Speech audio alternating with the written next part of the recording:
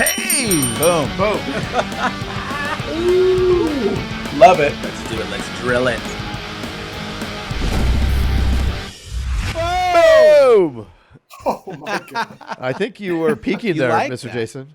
You were peaking. Yeah, no, I I'm got always nothing more to peaking. say either. So you guys, have a great day. Thank you. Thank you. That was a good one.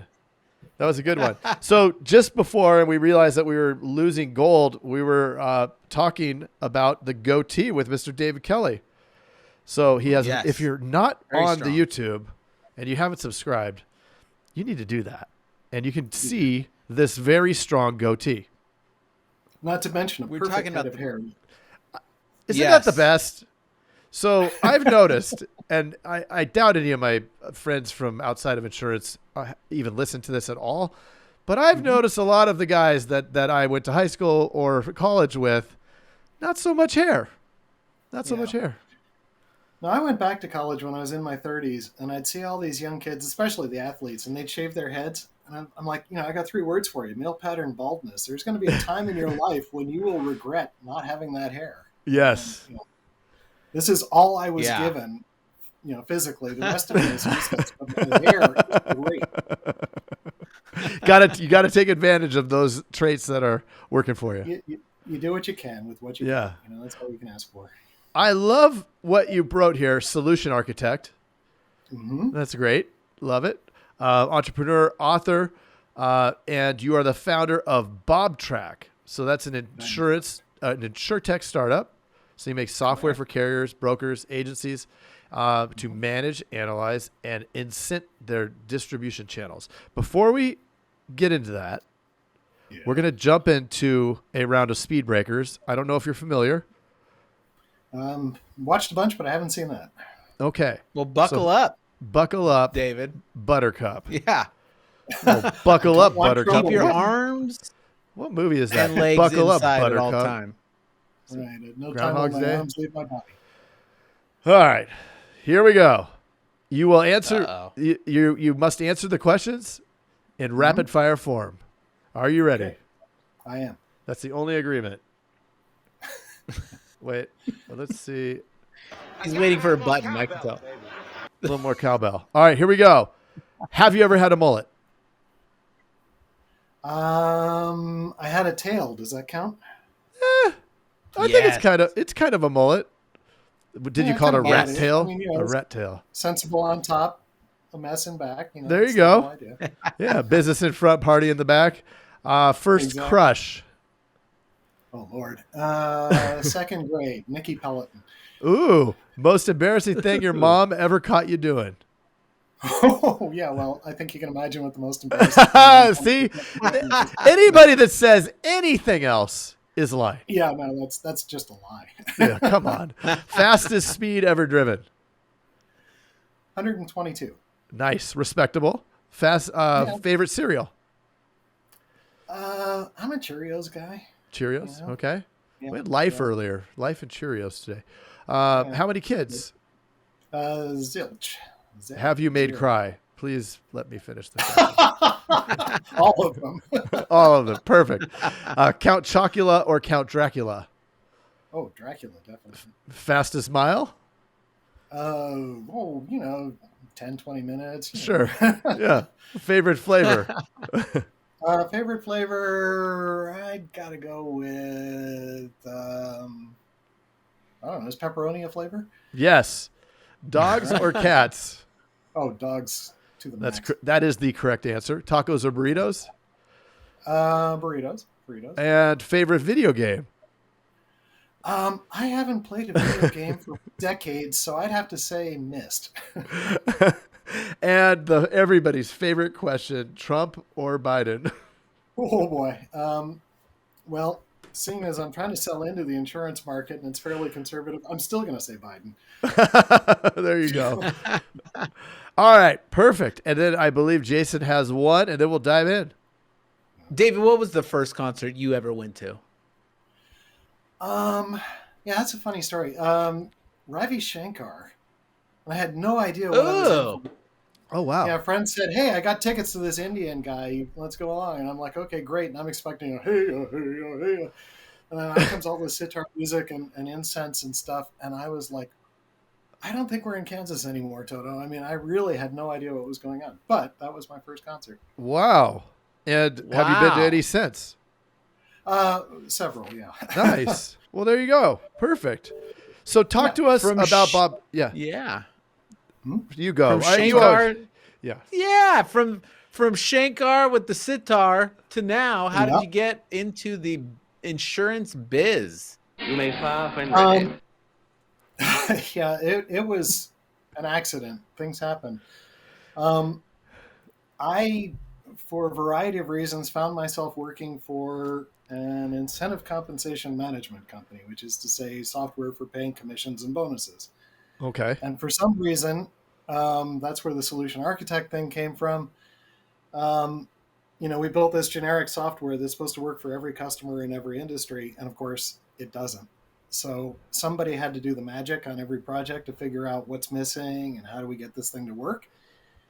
And I knew nothing about insurance, but every time we did an insurance project, the place the project would fall over and the flames licking higher and higher and the screams of the dying was always the book of business problem, which is what the Bob and BobTrak stands for. There's nobody named Bob in the company. Um, Oh. who's servicing this policy and what's the value of that relationship across time? Oh. Turns out they care about that stuff in insurance. Uh-huh. Whereas you sell to a manufacturing company, you sell a widget, the sales guy knows who he is. We multiply the price by the rate, and that's his commission. Well, in insurance, you got to know, rolling 18 months or annualization and true up or retention or all these things that don't make any sense just based on a $100 premium check coming in. So we'd have to, when we pull, Conglomco off their mainframe system that they've been on since 1970, and the last guy who understood it died 2 years ago, we'd pull them off that. And what disappeared, the place there was nothing that we could tie into was book of business. So you spec this out, a dozen, 2 dozen times, and you say to yourself, why hasn't somebody built this? And that's where BobTrak came from. I know nothing about insurance. I've never sold a policy. I don't know the difference between, whole life and term or any of those VUL things. I don't even know that. I just know what it looks like as a row of data coming out of a system, and then I know what to do with it. So the big BobTrak product, the reason I started the company is for the carriers, but then just recently, and I guess this part might be interesting to you guys. I think the rest is probably boring you to tears, but the part that might be interesting for you is an agency guy came to me a few months ago and said, I need that for my agency. And I'm like, well, that's ridiculous. It's like software. You need a computer to run it and stuff like that. And he said, I can't forecast revenue and I can't reconcile my commissions and I can't see my whole customer journey because, if I've got one customer with 3 policies on 3 companies, I can't see the totality of it. Yeah. I can fix that. So I've been building an agency product as well, and we should be in the market with that probably in less than a month for just, essentially just wrapping your arms around your finances every month is really all it's solving for. Love it. Will that integrate with the carriers so that it's just automated? Well, the hope is yes. Right now, I have to point out I'm still pre-everything, pre-customer, all that kind of stuff. I'm still trying to build the carrier product. I would like them to integrate with each other, but the thing to bear in mind is, these carriers are on mainframe systems, from 1,000 years ago, and nothing is going to integrate with those. That's just not how their world works. So that's going to be pretty ugly. But what I am going to be integrating with is the agency management systems for the agency product. Gotcha.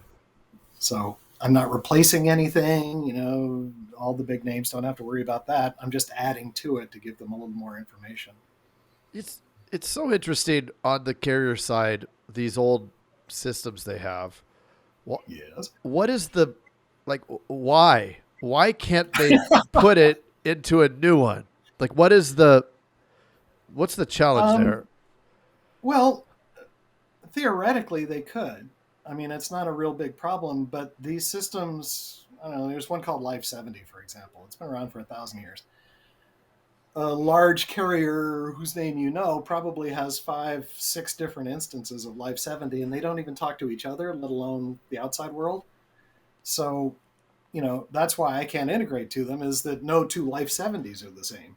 Huh. So, that's their big problem, is just that this stuff is so firmly buried in the quarry of the building underneath everything that yanking it out is really complicated. Yeah. I mean, when I first got into technology in the 90s, oh, the mainframe is dead. We're going to replace it. Everybody's going to love, this client server thing. It's real modern. It's real new. You'll love it.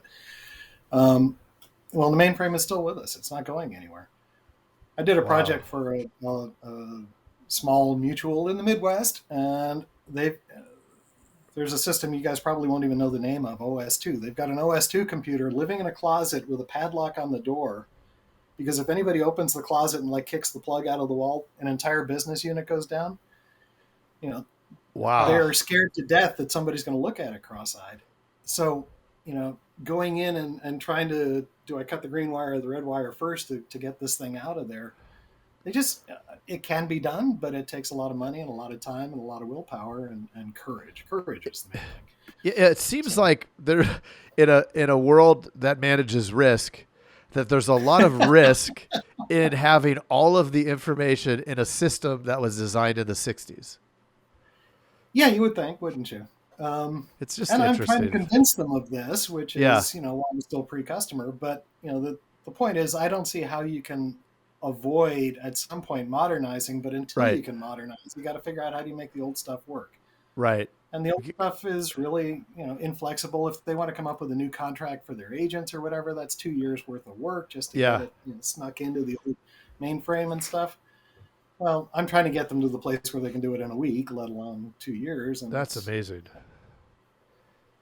I just it's can't. you know I can't it's a let go funny of this world. part. It's so weird because Yeah, it's a it it trillion-dollar industry running on late 1900s technology. right. You have the millennials are going to eventually here in the next 15, 20 years run the world, right? And so they're going to see that thing and go, what is that? Right? They won't even know what it is. And I mean, I at least have heard mainframe and remember, war games and Yeah, sure.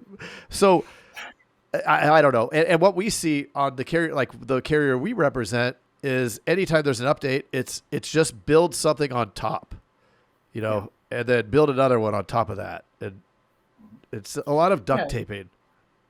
A lot of duct taping, and it's like, well, how do you sneak that kidney out of there? It's really complicated, and Right. there's so many other things wrapped around it that I'm just saying, leave everything where it is. Keep using it the way you're using it, but Yeah. let's bubble the stuff up to what I do. Yeah. Interesting. So where do you see things going?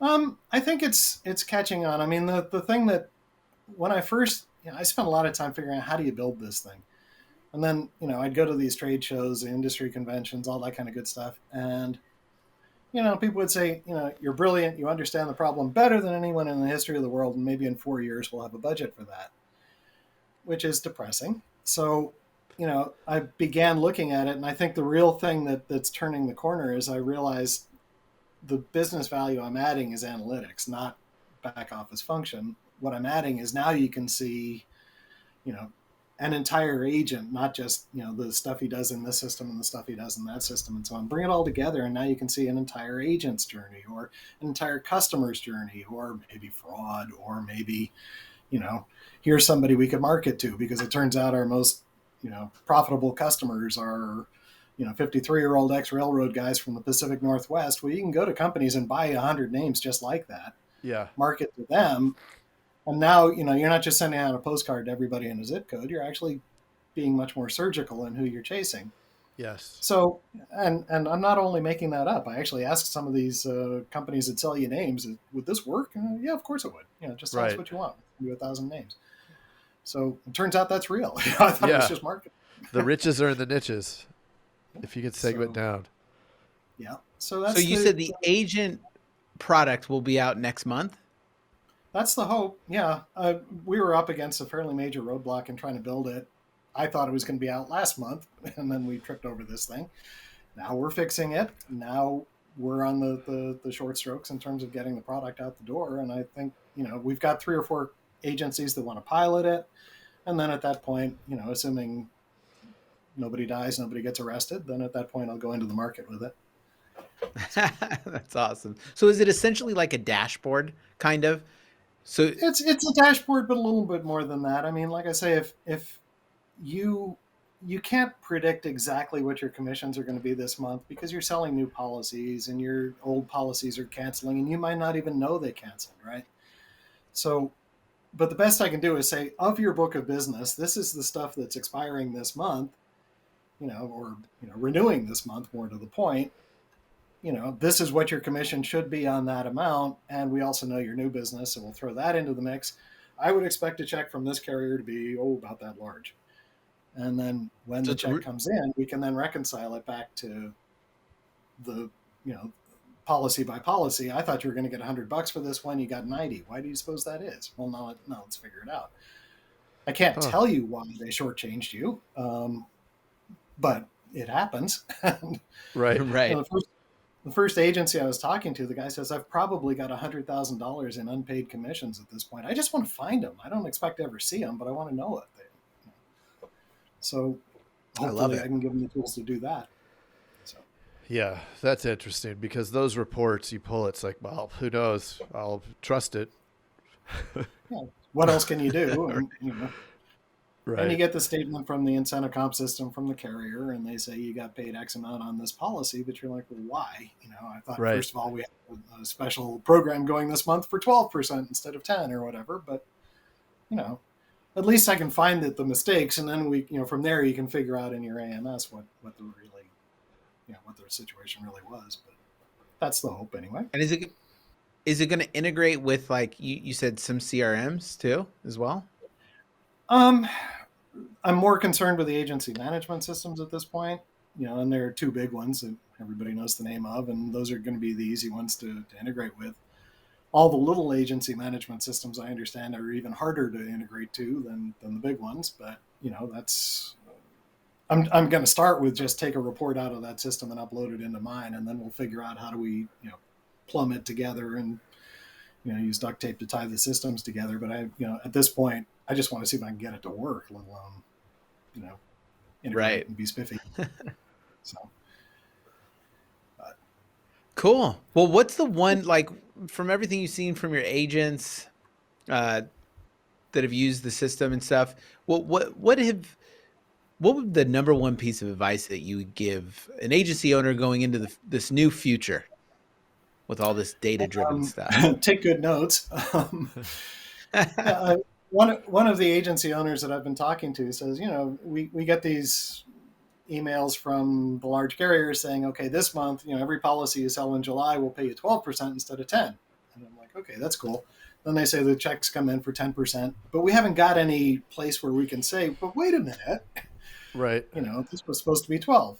So, and apparently, and this is something that may be different in every agency, but apparently the agents are not always really good at filling out all the information, and when they're selling the product as well. So, partly because there's never been a reason to be, it doesn't matter what I write, I'm still going to get paid what the carrier wants to pay me. But, that's, I think, I had one carrier incentive person say, these people work for 100% commission. They're not like you and me. Well, you guys are like that because that's the world you're in. But, normal people like, salaries and some idea of what's coming, and, but anybody who's willing to work for 100% commission is probably going to cut corners on certain things and just do what's easy and do what brings in the most money and all that kind of stuff. And filling out, all these fields in your agency management system, who wants to do that? So no one, especially not salespeople. No. Yeah. They do. And I've been a salesperson and I'm really bad at it. But that's one of the things that, if your life depends on getting this commission accurate, then you should do the things you need to do to make sure that commission is accurate. But I think a lot of people have just said, I'll type in the minimum amount I need and then go off and sell to the next guy. And so that's one reason why this agency owner I'm working with has no idea how much he's supposed to be getting, because people aren't even filling out the AMS properly, let alone, Oh, yeah. Yep. Talk about your book real quick. Oh yeah, my book. Yes, it is. It's the book on incentive compensation management, and I called it that so I could walk into a meeting and say, I wrote the book on incentive compensation management. That was entirely intentional. I It's love it. basically about any kind of system. How do you think about systems when you're implementing them? And it has to do with commissions and bonuses, but that's not really what it's about. It's really about how do you, well, okay, one of my soapbox issues, and I can give you, half an hour, 40 minutes just on this, but how do you treat a downstream system versus an upstream system? So an upstream system would be your policy management. Your downstream system would probably be, your CRM or book of business or incentive comp. Well, upstream systems have all the data, they own all the processes, and anything they say is true. And then they pass that to the downstream system that has to interpret it and do things. And it's only true until somebody realizes, I typed in your height is 5'8" or 8'5" instead of 5'8", and so we need to change that piece of data. And now all of a sudden it has ripple effects that go through. I live in the ripple effect world. If you look at data is easy to get the answer right the first time you see it. It's really hard the 8th time you see it. But that's where the challenge is in the systems I work on. So it's really, how do you think about what a system has to do? Don't base it on what the business looks like. Think about what are the when this bad thing happens, what do we do next? And that's kind of my approach to building systems and looking at systems is, anybody can get the world, the answer right when, the world is perfect and it's the first time we ever see it. But, you're not 5'8", you're 5'9". Well, that changes everything again. And now, third, fourth, fifth time I see that, now I've got an agent wondering why I just got docked $100 on his commission, and I don't know what to tell him. So I'm trying to create a world where I can tell him this is what broke. So interesting. So it's a very accessible book. It's not technical in any way, and it doesn't tie to any particular system. It just, how do you think about your problem in such a way that somebody can solve it? Maybe that's a better way to put it. So it is called The Book on Incentive Compensation Management, the Systematic Administration of Variable Compensation in the Enterprise. Yeah, by David Kelly. Title, but I didn't know what else to do with it. So. Well, it explains what it is. There's no question. Plus, That's you get true. to say, I wrote the book on incentive compensation management.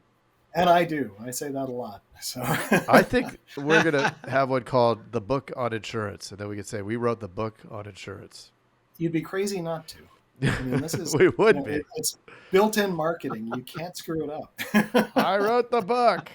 Well, David, thank you so much. This has been awesome. If somebody wants to learn more about BobTrak, I am guessing they could go to www.bobtrak.com. That would be correct. Or send me an email, david.kelly@bobtrak.com. And that's without a C. It's just... that is correct. That is without a C. There was a farm implement company that got the C before we could get there. So. Pesky farm implement companies. Yeah. Well, we'd squash them. Yeah. Can they find you on like LinkedIn and all the other good places? LinkedIn, basically. Yeah, that's a cool. good place to look. So if you David Kelly BobTrak, you'll find me. Great. Well, thank you for making it through Speed Breakers and for passing along this awesome information. We will catch you on the flip side. Well, thank you so much for having me. I'm really grateful that you reached out. Thank you. Thanks. Thank you. Have a good one. You too. See ya. You too.